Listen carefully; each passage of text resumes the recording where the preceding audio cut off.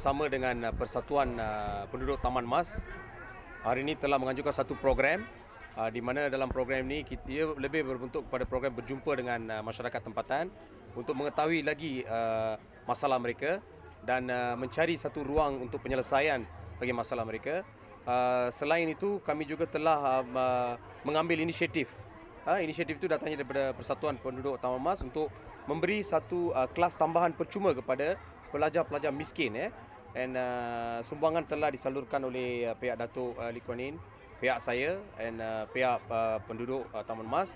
Saya harap inisiatif-inisiatif ini akan membantu kanak-kanak sini untuk lebih mendalami apa dikatakan kaedah pembelajaran yang betul untuk betul memperkasakan pendidikan mereka. Pada masa yang sama, kebajikan diutamakan. Kita telah memberi beberapa bantuan kebajikan untuk pastikan kehidupan mereka hari ke hari itu terjaga dan terjamin.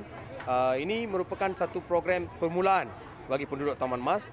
Kami akan teruskan program-program sebegini untuk pastikan masyarakat di sini terus terbela. Kali ini kita akan bersama-sama ahli-ahli Parisan Nasional datang sini untuk berdekatan dengan rakyat di Taman Mas sini untuk memastikan dan juga biaya ketika PLAS akan datang. Kita akan lebih dekat dengan mereka dan harap penduduk tempatan hargai apa yang Kerajaan Parisan Nasional yang sedia ada yang telah untuk menjaga kepentingan kepada penduduk tempatan dan juga hasrat Yang Amat Berhormat Perdana Menteri Najib Tun Razak untuk menjaga kepentingan rakyat tidak mengira bangsa.